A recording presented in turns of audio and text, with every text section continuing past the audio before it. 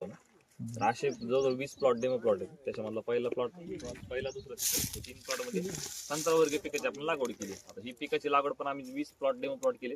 याच्यामध्ये लागवडीचं सगळ्यात महत्त्वाचं आधी माती परीक्षण केलेलं आहे. प्रत्येक प्लॉटचं माती परीक्षण केले. मग त्या ठिकाणी कुठलं पीक येऊ शकतं. आता या ठिकाणीच आम्ही 3 प्लॉट कालावले, कारण की जसं आपण वेल्डिंगकडे जाऊ तसं तिकडे चुनखडीचं प्रमाण जास्त आहे. आणि संत्रा मोसंबी लिंबूमध्ये चुनखड चालत नाही. 6 ते 7% वर असेल तर त्या ठिकाणी चालत नाही लिंबू.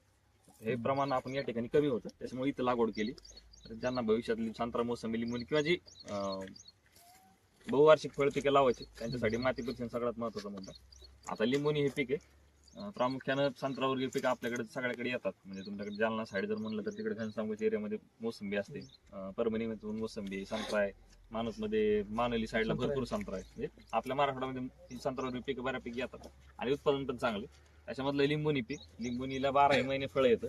पण त्याच्यामध्ये जर बहार घ्यायचं प्रकडलं आपण तर मृग बहार, हस्तबहार आणि आंब्या बहार 3 बहार असतात. तर हस्तबहारामध्ये जर आपण बहार पकडला तर त्याची फळं जी आहेत ती मार्केटला उन्हाळ्यात येतात. उन्हाळ्यामध्ये आज किती रुपये लिंबू आहे?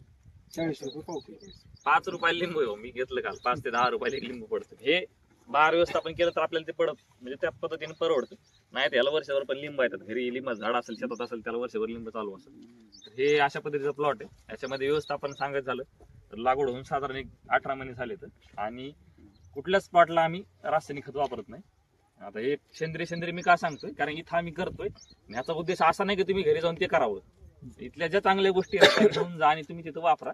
तुम्ही रासायनिक खत वापरत असेल तर वापरा, पण त्याच्या जोडीला सेंद्रिय खत म्हणून वापरा. 100% जाऊन इथून जर तुम्ही घरी जाऊन केलं तर तुम्हाला 100% उत्पादन येणार नाही, मी गॅरंटी देतो. त्याला वेळ लागतो. इथं पण आम्ही 2 प्लॉट घेतले केळीचे रिसर्च प्लॉट. पहिल्या वर्षी आम्हाला 18 किलो आलं, ह्या वर्षी थोडं 22 किलो परत, पुढच्या वर्षी 25 किलो परत. रासायनिक शेतीमध्ये तुम्ही ज्यावेळेस रासायनिक डायरेक्शन देवर जातो त्याला थोडा वेळ लागतो. कमीत कमी 3-4 वर्ष तरी तुम्हाला ते करायला लागतं. त्यामुळं हा उद्देश नाही की तुम्ही घरी जाऊन सेंद्रिय करावं. फक्त याच्यामध्ये कुठल्या चांगल्या गोष्टी त्या घेऊन जा. असं सांगतो 18 महिन्याचा प्लॉट आहे. याच्यामध्ये आम्ही लागवड केल्यापासून फक्त याला शेणखत, गांडूळ खत आणि लिंबोळी पिण याचं कॉम्बिनेशन करून दर 3 महिन्याला आपण डोस देतोय. म्हणजे किती डोस झाले वर्षामध्ये? 4 डोस. असं प्रत्येक एका झाडाला डोस देतोय. फक्त प्रमाण कशी वाढवते, जसं वर्ष बदललं तसं प्रमाण वाढवते.